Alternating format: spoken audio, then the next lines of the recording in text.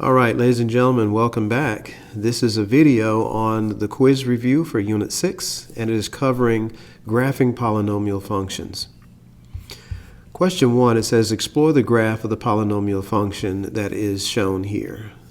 All right, number 1, classify this polynomial by its degree. Well, we can see the highest exponent is 4, therefore the degree is 4, and we classify a degree 4 polynomial as quartic. Number 2, state the number of terms. Well, x to the 4th is a term, x to the 3rd is a term, negative 11x squared is a term, negative 9x is a term, and 18 is a term. So there are 5 terms. So the answer is 5. All right, part B, the symmetry. Is the function symmetric about the y-axis? The answer is no. If it was symmetric about the y-axis, it would be an even function. And this is not an even function. You can tell by the exponents. Well, you can also tell by the graph here as well. So it's not symmetric across the y-axis. Well, by the exponents. If it's an even function, all of the exponents would be even. And clearly, the exponents are not all even. Okay, number 2. Is the function symmetric about the origin? The answer is no. You can see that from the graph. Also, based on the exponents, if it was symmetric about the origin, it would be an odd function, and therefore all of the exponents would be odd. And that is not the case. Number 3, is the function even, odd, or neither? The answer is neither. And that's based on either the graph or again by the exponents as we mentioned earlier. What is the domain and the range? Well, this graph goes forever in the negative direction on x and also in the positive direction on x. So it goes forever in both negative and positive directions. So therefore, the domain is negative infinity to infinity. The range, however, has a lowest point, and let's zoom in on that. The lowest point, the lowest y value is negative 20.967. We can round that to negative 20.97. So the range would go from its lowest point to its highest point, which would be infinity. So from negative 20.97 all the way to infinity is the range. Part D, what are the x-intercepts, the factors, and the zeros? All right, let's take a look again. It crosses the x-axis at negative 3, 0, at negative 2, 0, at 1, 0, and at 3, 0. So those are our 4 x-intercepts. So that is the answer there, negative 3, 0, negative 2, 0, 1, 0, and 3, 0. Identify all the factors. Well, if it crosses at negative 3, crosses the x-axis at negative 3, then x plus 3 is a factor. If negative 2 is one of the x-intercepts, then x plus 2 is a factor. If positive 1, 0 is an x-intercept, then x minus 1 is a factor. And if 3, 0 is an x-intercept, then x minus 3 is a factor. So these are our 4 factors. Number 3, identify all the zeros or roots. All right, the zeros are simply the x-coordinates where it crosses the x-axis. So that would be negative 3, negative 2, 1, and 3. And those are listed here.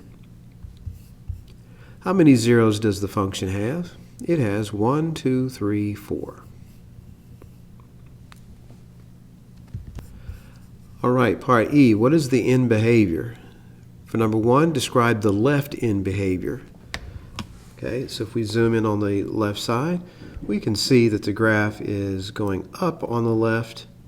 So it's going up on the left, and at the same time, it's pushing out towards the left on the x-axis.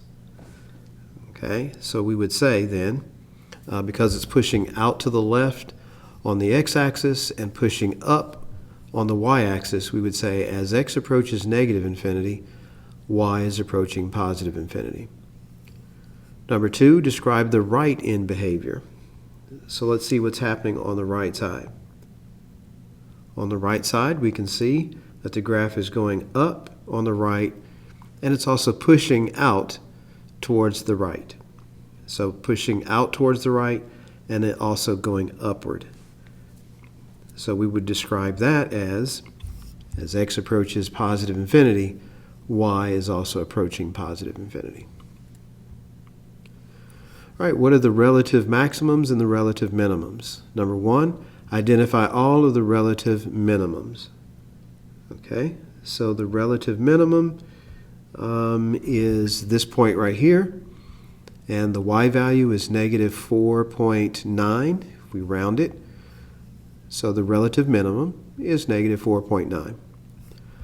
You might include this as a relative minimum, but as we talked about in class, we would probably say this is an absolute minimum instead of a relative minimum.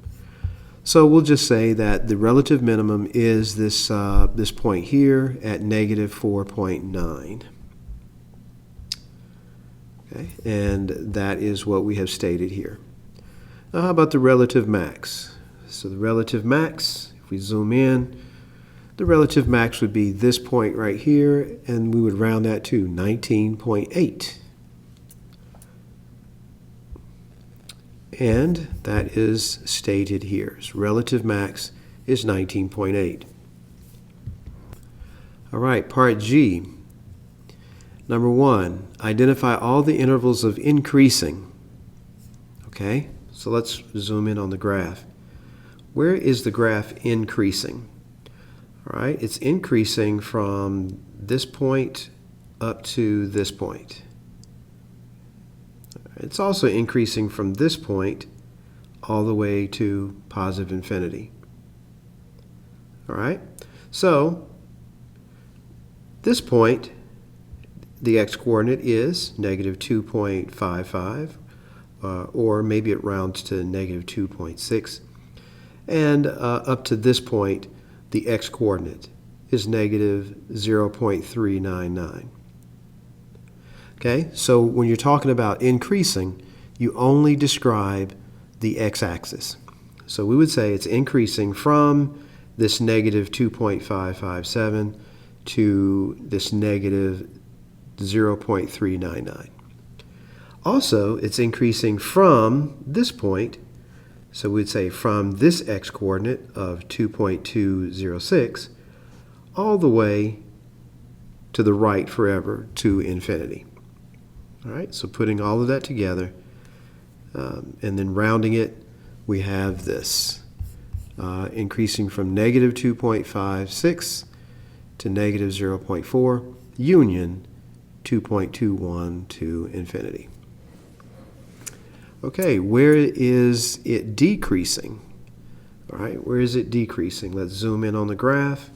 So it's decreasing on this piece right here, and also decreasing in between those 2 points. So on the left right here, we would say that's from negative infinity until we get to this negative 2.6. And then for this one, it's decreasing between this x value, which we would round to negative 0.4, and to this x value, which is 2.21. And that's exactly what we have here. Okay, increasing or decreasing from negative infinity to negative 2.56 union negative 0.4 to 2.21. All right, here is section 2. It's problem solving and applications. Part A, the average monthly cable TV rate from 1980 to 2000 can be modeled by the function R of t, where R of t is the monthly rate in dollars and t is the number of years since 1980. Explore the behavior of the graph for the years from 1980 to 2010. All right, number 1, they want us to describe the right end behavior of the graph. Well, I have a picture of the graph over here. Let's zoom in. We can see that as we move towards the right, the y values are moving downward. So going to the right, y goes down. So we can say as x approaches infinity, that's to the right, the y values are approaching negative infinity because the graph is going down. Okay, number 2. What would you estimate the average monthly cable rate was in the year 2000? Right, so in the year 2000, we have to figure out how many years that is past 1980. Because 1980 is considered as the beginning year or year 0.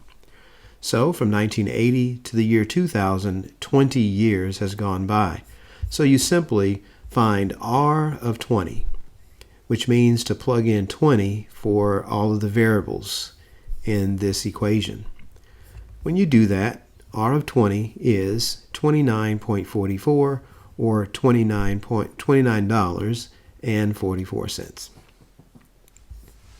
And then question 3. Use the graph to estimate the year that the average monthly cable rate peaked or was at its highest. So if we look at the graph, we can see where the peak is. It's at this highest turning point here, this relative maximum. And we see the x-coordinate is 23.79. So that's 23.7 years past 1980. So if you add 23 years to 1980, you would be in the year 2003. So the answer is 2003. All right, part B of this question. The average amount of oranges in pounds eaten per person each year in the United States from 1991 to 1996 can be modeled by this function f of x, where x is the number of years since 1991. For number 1, identify any extreme points on the graph in the interval from 0 to 5. All right, we have a picture of the graph here, and we're only looking when x is between 0 and 5. Well, there are 2 extreme points. There's this point here, which is the 1.85, 14.04. And we have this point, it's a local minimum. All right, this first point was a local maximum. Here we have a local minimum at 4.25, 11.98. And so we just state what we just discovered. All right, here's the local maximum, and this was the local minimum. Okay, number 2 asks for the real-life meaning. And that's, what is the real-life meaning of these points? So 1.85, that's like 1 year, almost 2 years. But we'd say 1 year after 1991 would put you in 1992. So in 1992, each person consumed about 14 oranges. And this was the highest level of consumption per person over the time period. Okay, and also 4.25 or 4 years after 1991 would put us in the year 1995. So in the year 1995, each person consumed about 12 oranges. 12 because 11.98 is close to 12. All right, so in 1995, each person consumed about 12 oranges per year, and this was the lowest value over the time period. All right, let's move to number 3. It says find the average rate of change from 2 to 4. Now, we discovered in the first part of this unit that average rate of change is the same as slope. So we want to find the slope between x equals 2 and x equals 4. I happen to have generated a table here. This table was from Desmos. So when x is 2, the y value is 14.014. And when x is 4, y is 12.042. You can actually generate a table right from your TI-84 calculator as well. All right, and then we just need to find the slope between points A and B here. So that's y2 minus y1 divided by x2 minus x1. So that's the 12 number minus the 14 number. That comes out to be negative 1.972. And then on the bottom, 4 minus 2 is 2. And then we just divide this out, and we get negative 0.986. So that is the average rate of change. Okay, for part C, it says construct a polynomial having the following characteristics: fourth degree, positive leading coefficient, and 4 real zeros. Sketch the graph of your polynomial below and label the x-intercepts and all points of extrema on the graph. Okay, so first you can just decide what zeros you want. I decided that I wanted a 0 at -5, another one at -4, another one at 0, and another one at 2. So I wrote the factors for those zeros. So for the 0 at -5, the factor would be x plus 5. For the 0 at -4, the factor would be x plus 4. For x equals 0, we would just have x. And for x equals 2, we would have x minus 2. So those are your factors. And I decided that I wanted it to be positive. And so I'm actually going to add a coefficient here. And so the coefficient that I added is positive 0.05. And what I did was I just used my technology. I ended up using Desmos.com. So here's what I came up with. Let's blow that up. All right, so here's the graph in Desmos, and I just played around with it. I made the coefficient here 0.05 after playing around with different coefficients. I didn't want these turning points to be too high. I wanted them to be relatively close so that you could easily see them. And so I just kept playing around with the leading coefficient, just kept changing it until it was something that I liked, right? And where all the turning points were visible. Okay, so let's go back to the paper here, the page. And so there's my equation. And this is what the graph looks like. And also in the technology, in my calculator, or actually on Desmos, I figured out what these turning points were. So point E is a relative minimum. That was the 1.172 comma negative 1.549. F is a relative maximum. That's the negative 1.876 comma 2.412. And then G is another relative. Actually G is the absolute minimum, because G is lower than E is. All right, so G is the absolute minimum, and that's at 1.172 comma negative 1.549. All right, and that's it for this particular question. All right, here's D. It says write the equation for the polynomials described. Number 1, we have a degree 4 polynomial. The zeros are 2, -5, 7, and -1, and the y-intercept is 12. Now I'd like to point out that the y-intercept being 12 means the point would be 0, 12. So x is 0, y is 12.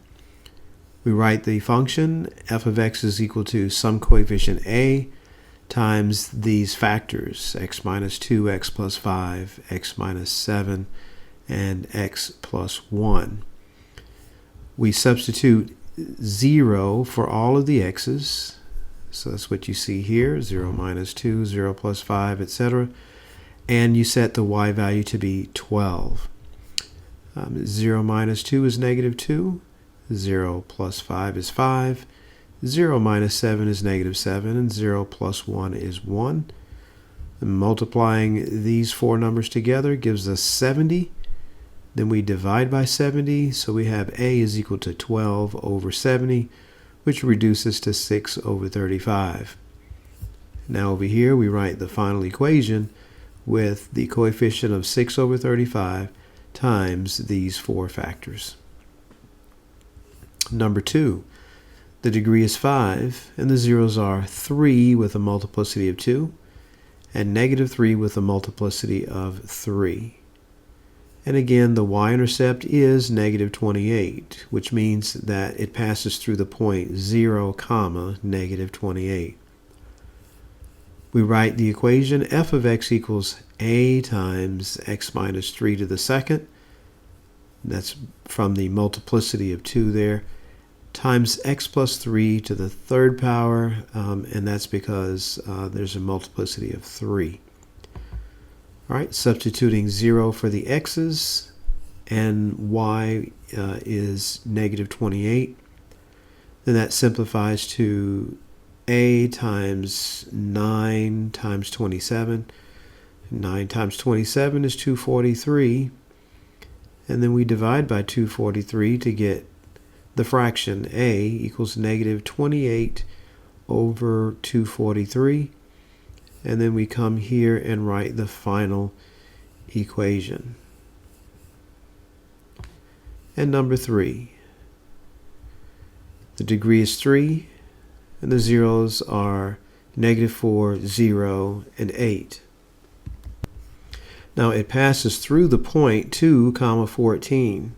That means when x is 2, the y value is 14. And so now we can write the equation with f of x is equals to some coefficient a times the factors x plus 4 times x minus 8. Substituting f of x with 14 and substituting the x's with 2. We now have 2 plus 4 makes 6. 2 times 2 is the same as 2. 2 minus 8 is negative 6.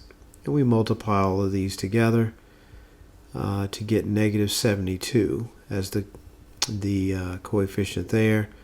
Then we'll divide by 72 on both sides. And we get negative 14 over 72, which reduces to negative 7 over 36. We carry that coefficient over here, and we can write our final equation. So that's negative 7 over 36 times x plus 4 times x minus 8. All right, and that concludes the lesson on the quiz review.